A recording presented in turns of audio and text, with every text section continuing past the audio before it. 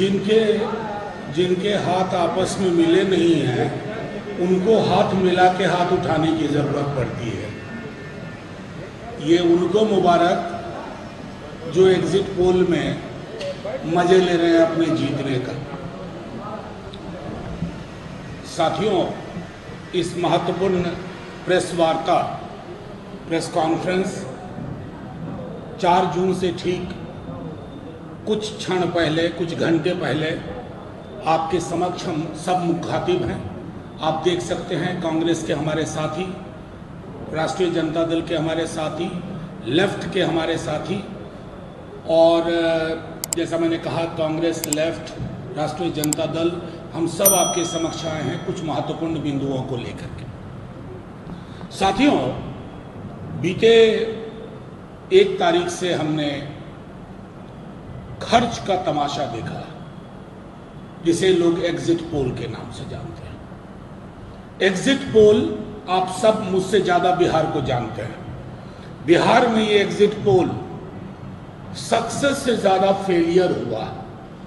मैं नाम नहीं लूंगा एग्जिट पोल करने वालों का, इसलिए कि बड़ा पैसा लगता है, पीएमओ तक दिलचस्पी लेता है। दिलचस्पी ही क्यों लेता है, पैसे से भी मदद करता है, और जाहिर है खर्च का ये उत्सव अगर किसी ने तय किया है तो उसको मुबारक, क्योंकि इससे बाजार भी जुड़ा हुआ है।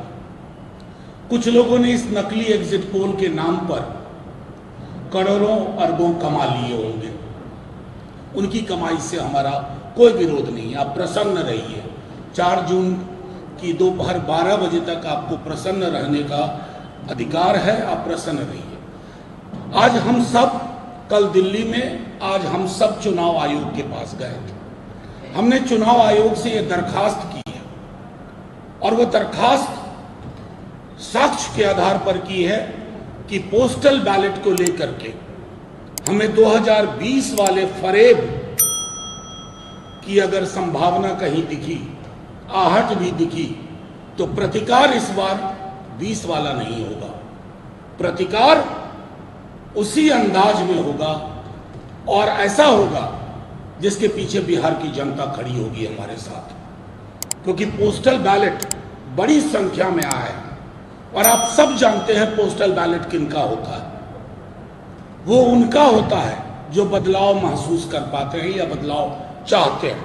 आपने 2020 की विधानसभा में देखा था पोस्टल बैलेट का, और कैसे, मैं बार बार कह रहा हूं कि स्मरण रहे, पूरे देश में शक्ति सिंह यादव उदाहरण बन गए थे कि कैसे बेईमानी से हराया जाता है।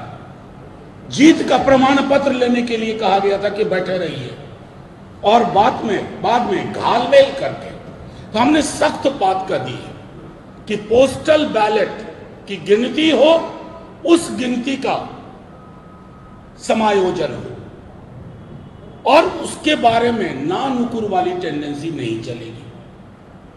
हर चरण की मतगणना के बाद जब तक वो सारे कैंडिडेट को सेटिस्फाई ना कर पाए, अब मैं दोबारा दोहरा रहा हूं, हर चरण की, मान लीजिए किसी क्षेत्र में 22 राउंड होना है, 1 राउंड मतगणना हुई, सारे कैंडिडेट के आंकड़े जब तक अपलोड ना हो जाए, सबकी संतुष्टि से ना हो जाए, तब तक दूसरे चरण की मतगणना में प्रवेश नहीं करना है। फिर दूसरा चरण हो जाए और उसी प्रक्रिया के अधीन हो तो फिर तीसरे चरण में जाना है।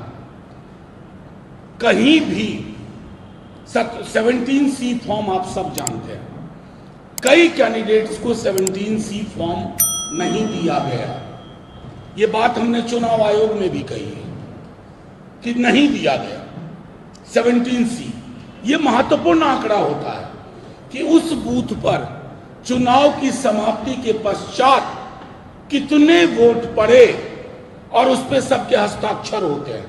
उससे ज्यादा प्रामाणिक कुछ भी नहीं होता है। अगर वो प्रामाणिक दस्तावेज उपलब्ध नहीं कराया गया है हजारों बूथों पर, तो जब मतगणना शुरू हो, स्ट्रांग रूम से कंट्रोल यूनिट और बैलेट यूनिट को बाहर लाया जाए।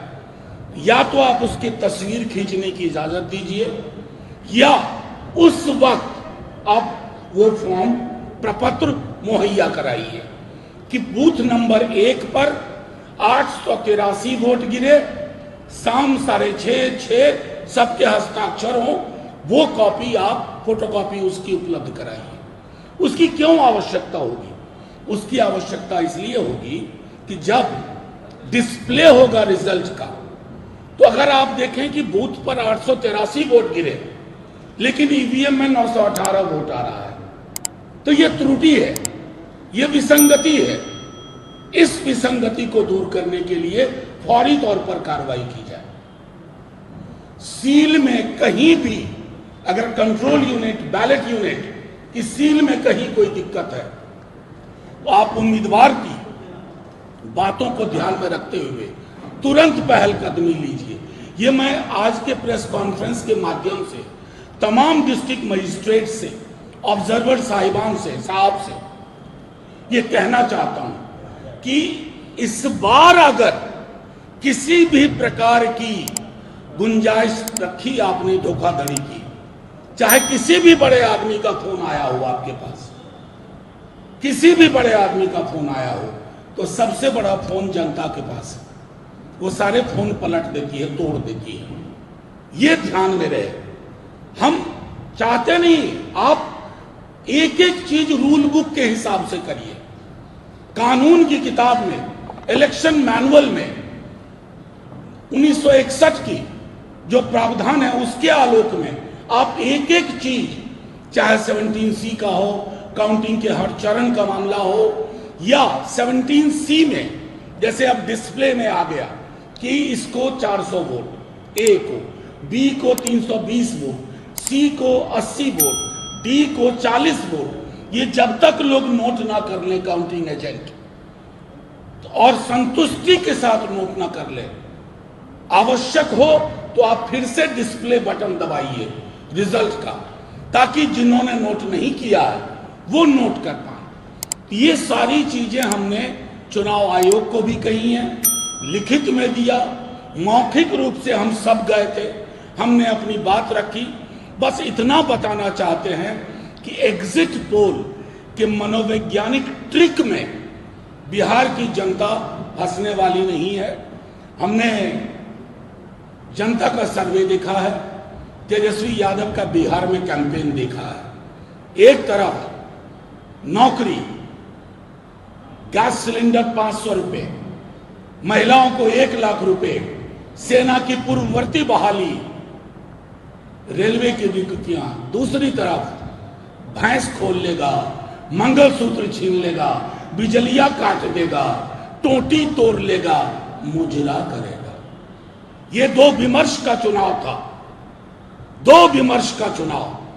और बिहार की जेपी कर्पूरी वाली जनता तेजस्वी यादव के नेतृत्व में, जो पूरे महागठबंधन ने, लेफ्ट पार्टीज ने, वीआईपी ने, कांग्रेस ने, आरजेडी ने जो कैंपेन लॉन्च किया, उस कैंपेन के आधार पर मिनिमम, हमारे साथी शक्ति जी तो आगे, मिनिमम 25+ सीट हम जीतने जा रहे हैं। और ये आपको कल दोपहर तक पता चल जाएगा। ये भी पता चल जाएगा, आप देख रहे हैं कि कुछ चैनल्स अपने एग्जिट पोल के आंकड़े को 1 दिन के बाद एडजस्ट कर रहे हैं। ये एडजस्टमेंट क्यों हो रहा है? वो धीरे धीरे हो सकता है शाम तक और एडजस्ट हो, और कल तो पूरा एडजस्ट हो जाएगा जब आंकड़े आ जाएंगे। इस 3 दिन में जिसको पैसे कमाने थे कमा चुका, जिनको गंवाने थे गंवा चुका, और पीएमओ 3 दिन तक प्रसन्न रहे। आखिर में फिर यही कहूंगा आपके माध्यम से, तमाम जो लोग जो काउंटिंग के रिस्पॉन्सिबल अथॉरिटी हैं, जो रिटर्निंग ऑफिसर हैं, ऑब्जर्वर्स हैं, उन सब से, AROs हैं, उन सब से आग्रह है। कल सुप्रीम कोर्ट इलेक्शन कमीशन का वो भी आ गया। कई जगह शिकायत मिल रही थी कि ARO के टेबल पर काउंटिंग एजेंट नहीं देंगे। हमने वो लड़ाई भी जीती है। हर जगह काउंटिंग एजेंट होगा, हर जगह। और जब तक संतुष्ट ना हो जाए गिनती को, तब तक बात आगे नहीं बढ़ेगी। तो तमाम लोगों से फिर अपील करता हूं, डीएम साहब से, ARO, RO, सबसे गिनती में घालमेल की कोशिश मत करिएगा, क्योंकि चीजें फिर हमारे हाथ में नहीं रहेंगी। जनता तैयार बैठी हुई है, जनता तय करेगी क्या करना है, प्रतिकार का स्वरूप क्या होगा। शुक्रिया, जय हिंद।